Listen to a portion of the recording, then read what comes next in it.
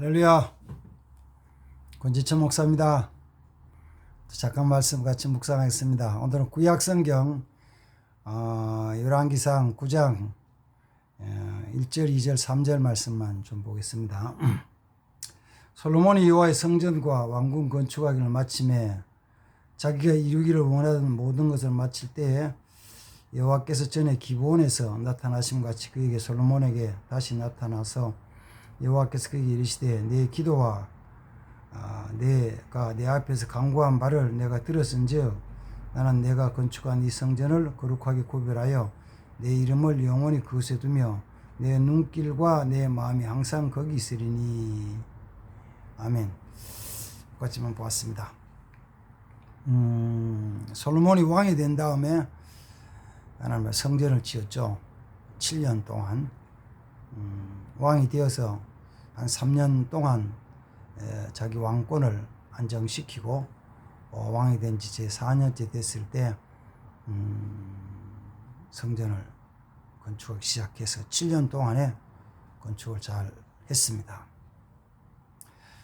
그리고 성전 건축이 끝난 다음에 이제 그 솔로몬이 온 백성들과 함께 다 같이 성전 봉헌식을 하는 것이 그 앞에 8장 말씀이 기록이 되어 있고, 그리고 성전 봉헌식이 끝난 다음에 14일 동안 백성들과 즐거운 아주 성전 건축 특별 축제와 함께 절기를 지켰습니다. 다 기뻐하고 다 즐거워하고 다 감사하고 다 영광 돌리고 다 찬양하고.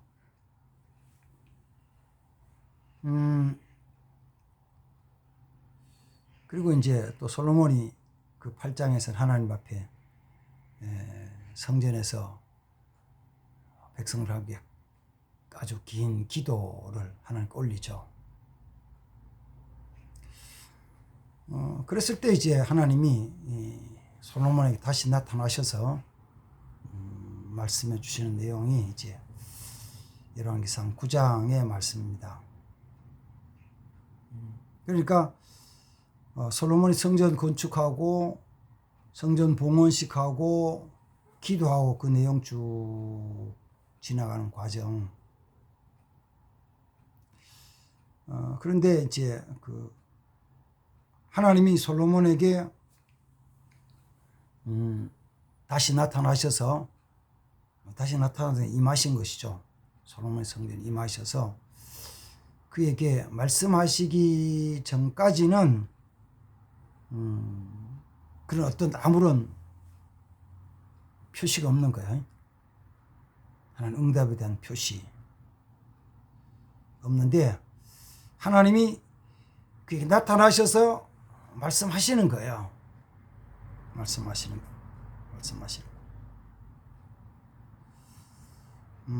그 내용에 대한 것을 잠깐 살펴보는 거예요. 특히 이제 2절 말씀을 통해서요. 2절 말씀 보면 이렇게 말하죠. 3절 말씀 보면은 여호와께서 그에게 이르시되 내 기도와 내가 내 앞에서 간구한 바를 내가 들었은즉. 하나님이 솔로몬의 기도를 들으셨대요. 들으셨다고 말씀하시는 거예요. 긴 기도, 8장에서 솔로몬이 긴 기도를 하나님께 올렸는데, 기도문을 기록해 올렸는데, 그걸 하나님이 다 들으셨다는 것이에요. 물론 이제 하나님 들으셨다는 말에 우리가 하나 더 붙인다면은 하나님 그가 행한 일을 다 보셨다는 것이죠. 그 전에는 하나님 들으셨는지 받으셨는지 표시가 안 나지만 하나님이 나타나셔서 내가 한 모든 것을 보았고 내가 들었다 이렇게 말씀하시는 거예요. 우리 믿음은 이런 거죠. 하나님이 이렇게 응답하시기 전까지는 아무 표시가 나타나지 않아 가지고 어느 때는 기도를 쭉 하다가도 요 때가 덜 때가 나타난 때가 덜 때가 나타나지 않았을 때, 응답하지 않았을 때까지 사이에서 내 기도는 응답이 안 되나 봐. 내게는 응답 안 하시나 봐 라고 하고 하다가 중단하고 포기하는 경우가 있죠. 그래서 신약성경 누가복음 18장 1절에서는 항상 기도하고 낭망하지 말아야 될 것을 비유로 말씀하시되 이렇게 말씀해 주세요. 사실 우리의 기도가 처음부터 들으시고 응답하시는데, 처음부터 다 들으시는데 응답의 시간은 좀 늦어지죠. 그래서 다니엘서 그 9장 속에서 다니엘의 기도에 대해도 가브리엘 천사가 와서 다니엘에게 말할 때는 내가 기도하기 시작할 때 하나님이 들으신 바 되었다 이렇게 말씀하시는 거예요. 내가 이게 잘한 건지 잘못한 건지 잘 모르겠고 내 기도가 어떤지 잘 모르지만 그러나 내가 좀 부족해서 잘하지 못할지라도 완전하지 않을지라도 하나님은 내 기도를 들으신다. 왜? 우리가 사실은 우리 인간적인 말이나 지혜로 하나님 뜻에 딱 맞게 하나님께서 하신 온전한 뜻대로 행하는 것도 어렵고 구하는 것도 어려워요.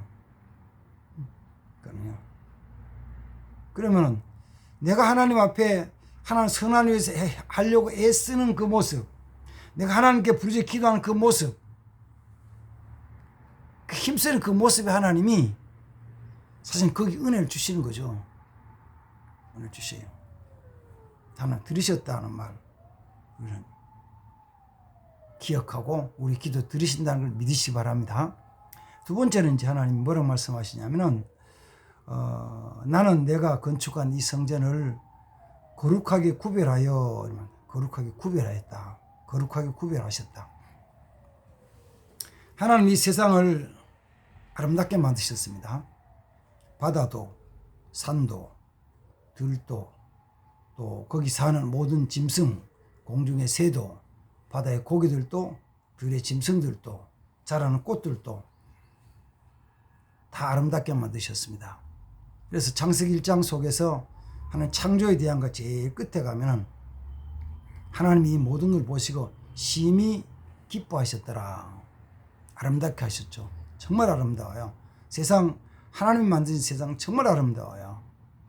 그래서 우리가 깊은 산속 아니면 아무도 가보지 않던 그 바다 한복판에 섬들 아니면 들판을 가보면은 거기 있는 식물이나 곤충이나 생물들이 하나하나 정말 아름답거든요.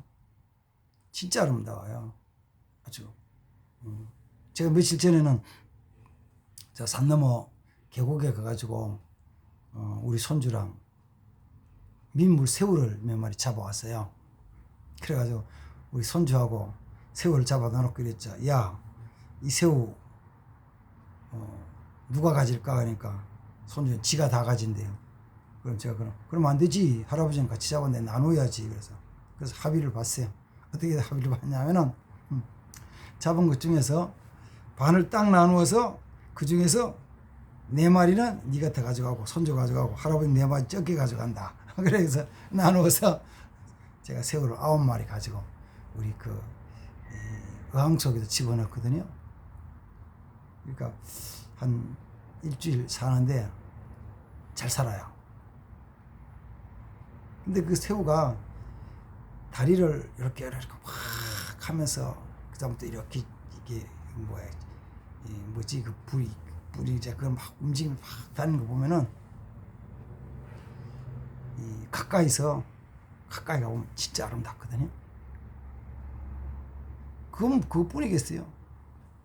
그뿐이 아니고 곤충을 좋아하는 우리 손주는 아니 달팽이가 지 팔에 이렇게 기어 올라가는 거 보면서 너무 부드럽고 좋대요. 세상에 제 아내 같은 경우는 그러면요 징그럽다고 기겁을 하는데 그게 너무 좋대요. 아름답죠. 아름다운 거하고 하나님 거룩하게 구별한 거하고는 조금 달라요. 하나님이 온 천지 만물을 다 아름답게 창조하시고, 그리고는 에덴 동산을 구별하셔서 아담에게 주셨거든요. 물론 천지자 만물을 다 준 거나 마찬가지지만 에덴 동산을 구별하셔서 그걸 주셨어요. 거룩하게 하신 것이죠. 그 다음에 아담이 범죄함으로 말미암아 에덴 동산을 쫓아내신 다음에 하나님은 그 많은 땅 중에서 이스라엘 백성들에게 가나안 땅을 구별해 주셨다고요. 복된 땅이다. 내가 복 주신 땅이다. 내가 너와 함께할 땅이다. 이렇게 주셨거든요. 근데 그 중에서도 이제 하나님이 예루살렘 성전을 오늘 성경은 구별하셨다. 거룩하게 구별했다. 이렇게 말씀하십니다. 물론 이제 그는 솔로몬이 거기 성전을 건축했기 때문에 구별했다는 뜻은 아니에요. 사실은 하나님이 이미 오래전에 그 땅을 구별하셨죠. 그래서 역대하 3장 1절에 보면은 그렇게 말합니다. 역대하 3장 1절에 보면은 솔로몬이 예루살렘 곧 모리아 산에 성전을 건축했는데 그 땅은 어디냐 하면은 그의 아버지 다윗이 여부스의 타작마당에 미리 정한 곳이다. 모리아산, 예루살렘 모리아산에 성전을 건축했는데 그 땅은 어느 땅이냐면은 자기 아버지 다윗이, 솔로몬의 아버지 다윗이 그 땅에 온역이 있을 때, 전염병이 있을 때 하나님이 그곳에 가서 제단을 쌓으러 오르나는 타작마당에 가서 제사를 드리라고 하나님이 지시하신 땅이고, 다윗이 거기 가서 그 땅과 그 모든 것을 은 600세겔 주고 오르나에서 사서 정한 땅이에요. 아, 그렇구나 라고 하는데, 그럼 더 앞서 보면 어디냐면은 창세기 22장에서 하나님이 아브라함에게, 아브라함아, 너는 네 아들 내 독자 이삭을 데리고 모리아 땅 내가 지시하는 산에 가서 거기서 그를 번제로 드리라 그래요. 하나님 지시하는 땅, 그 모리아 산이에요. 모리아. 그러니까 아브라함이 이삭을 번제로 드리려고 했던 곳이 모리아 산이고, 그 자리가 다윗이 오르란의 타작마당으로 사서 번제 드렸던 자리고, 그곳이 솔로몬이 성전 지은 곳이에요. 하나님은 언제부터 그걸 지시하고 정하셨냐면은 아브라함 때 정하신 곳이, 다윗에게 명하신 곳, 솔로몬이 지은 곳, 거룩하게 하신 것이죠. 거룩하게 한 땅이에요. 그래서 우리는 내가 알지 못했는데 그저 가서 보니까 하나님이 예비하신 땅이었더라.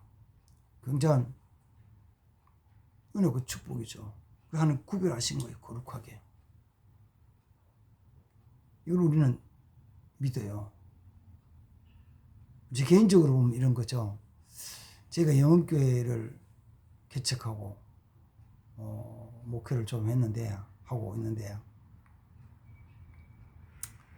처음에 개척하고 한 3년 정도 지났을 때 어떤 사람이 저보고 땅을 사라는 거예요. 싸다고. 싸요? 싸면 좋죠. 어디냐니까. 지금 우리 교회 자리에 한 필지 54평을 사라는 거예요. 싸다고. 그럼 사야죠. 샀죠. 샀어요. 땅 사놓고 한 1년쯤 지나니까 우리가 개척했던 건물 주인이 교회를 나가라는 거예요. 왜 그러냐니까 다방조이도 나가래요. 참 황당하디. 그리고 할 수 없이 알았다고 나간다고.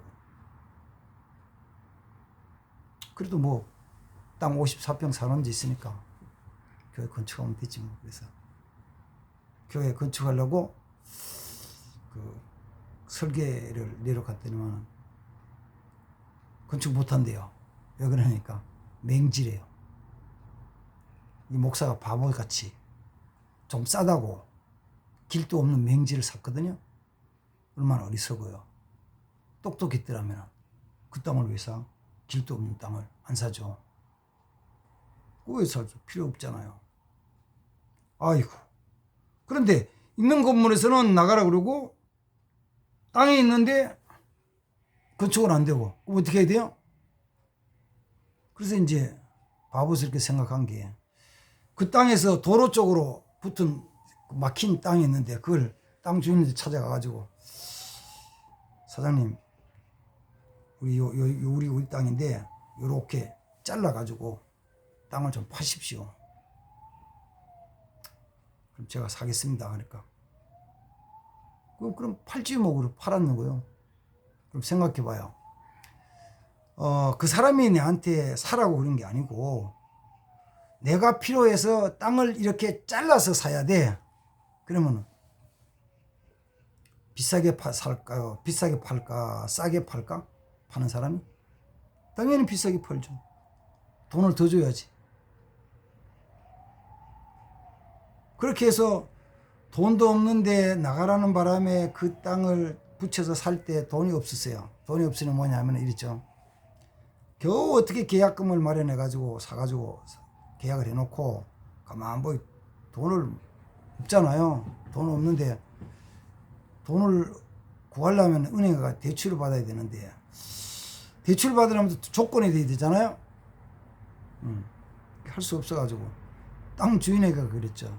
주인님, 제가 돈이 없어서 대출 받아야 되는데 우리 사장님한테 돈을 빌리는 걸로 하고 차용 계약서를 써주고 그리고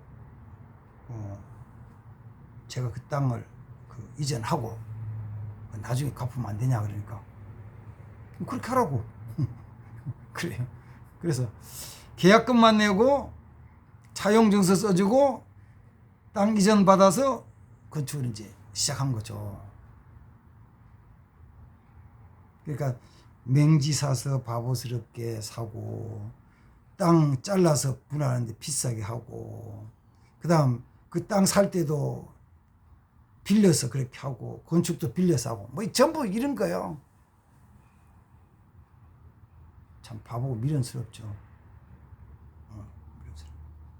그래서 그렇게 해가지고 지금 이렇게 왔는데 지금 와서 가만 보면 이런 거죠. 지금 와서 가만 보면은 우리 지역 요건 작은 지역이에요. 동네가 어떻게 보면 단위 지역이라서 지금도 뭐 다 해봐야 뭐 몇 세대 안 되는 지역인데 그러나 요 지역 속에서 우리 교회가 뺑 둘러싼 가운데 센터에 있어요. 그래서 하나님 이렇게 역사하셨구나. 그거는 당연히 뭐냐면은 그 어리석고 미련하고 바보스러운 것들도 통해서 하고 어떤 면에서 보면 내가 힘없고 간 곳에도 몸부림치고 기도하게 해가지고 기도 나가시는 거예요. 구별하신 것이죠. 구별해요. 감사한 거죠. 그 다음 세 번째로는 본문서에 뭐라 그러냐면은 내 이름을 영원히 그곳에 두며 내 눈길과 내 마음이 항상 거기 있을 것이다. 하나님의 눈길과 마음이 솔로몬이 지은 성전에 항상 계실 것이다. 항상 계실 것이다. 그래서 그것은 어디냐면은 하나님이 사람을 만나는 곳이죠. 그래서 그 뒤에 나오는 것은 네가 이 성전에 나와서 기도하면 더 나아가서 네가 이 성전을 향하여 기도하면 내가 들을 것이다. 그리고 모든 문제를 해결해 줄 것이다. 응답하리라고 말씀해 주십니다. 하나님이 거룩하게 구별하셨고 하나님이 그 마음과 눈길이 항상 있으면서 그곳에서 하는 기도를 들으시고 응답해 주신다는 것입니다. 근데 이제 그 뒤에 문제가 하나 있긴 있어요. 뭐냐면은 4절부터 쭉 지나보면은 두 가지로 하나님 응답하셔서 만일이라는 것. 만일 4절에도 내가 만일 내 아버지 다윗 생한같이 마음을 온전히 하고 바르게 하며 내 앞에 생하며 내가 영원히 내게 명령한 온갖 말에 순종하여 내 법들을 지키면 이라는 이 조건이 붙어 있죠. 그 다음 또 6절에 가면은 내가 만일 너희 자손이 아주 돌아서 나를 따르지 아니하며 내가 너희 앞에 둔 나의 계명과 법들을 지키지 아니하고 다른 신을 섬기고 그를 경배하면 이렇게 나와요. 그건 달라지죠. 하나님의 역사하시면요, 우리가 말씀을 지키느냐에 따라서 달라져요. 말씀을 지키지 않느냐에 대해서. 그래서 제가 이 말씀을 아침에 가만히 묵상하면서, 하나님이 필요하실 때는 하나님이 사람을 찾아가십니다. 하나님이 사람을 찾아가셔요. 그래서 구약성경에서는 하나님이 모세를 찾아가시죠. 미디안 광야의 양치는 모세를 찾아가시죠. 예수님은 베드로가 필요하실 때 베드로의 배로 찾아가십니다. 사람을 찾아가셔요. 그럼 이제 반대로 사람이 내가 필요할 때는 어떻게 돼요? 내가 필요한 게 있으면 내가 하나님께 찾아가야 돼요. 내가 하나님 만난 자리에 나가야 돼요. 그것이 하나님 성전이에요. 그것이 하나님 교회예요. 우린 때로는 이런 생각을 하죠. 내가 하나님 믿으니까 하나님 나를 사랑하시니까 하나님 말씀, 내가 어디를 가든지 내가 너와 함께하리라. 이 말씀, 여호수아에게 말씀하시고 한 그 말씀, 내가 어디를 가든지 내가 형통케 하리라. 어디를 가든지 그 말에 붙은 게 있어요. 뭐요? 네가 내 말에, 네 율법의 말씀을 내 입에 항상 두며 지게 행하면 내가 어디 가든지 너와 함께할 것이다. 그러니까 내가 복음 전하기 위해서 복음의 말씀을 들고 저 시장을 가든지 학교를 가든지 공원을 가든지 더나 술집에 가든지 복음을 들고 가면 하나님 함께 하시는 거죠. 그런데 내가 쾌락과 즐거움과 연락을 위해서 가면서 주일날 아침에 친구들과 같이 등산 가고 운동 가고 낚시 가고 그 다음 또 극장 가고 하면서 주님이 나와 함께 하신다고, 내가 어디든 함께 하신다, 이런 거는 그건 아니잖아요. 내가 거기서 그래 하나님, 여기서도 수영장에서도 해변에서도 하나님 기도하면 다 들으시고 나 아시는 하나님 응답해 주시겠지요? 그런 소리 하지 마라. 하나님 구별한 장소에서 하나님 말씀대로 순종할 때 하나님 역사하시는 거예요. 이 하나님 은총을 입고 이 하나님께서 우리도 구별한 장소를 만들고 구별하게 모이는 하나님의 사람 되길 바랍니다. 그러고 하시다 하나님 아버지, 또 말씀 묵상합니다. 이 말씀을 통하여서 우리 자신들이 오직 주님의 거룩한 뜻을 따라서 거룩한 자리에 함께 모이는 자, 거기서 은혜를 사모하고 간구하는 자 되게 하옵소서. 예수님의 이름으로 기도하옵나이다. 아멘. 감사합니다.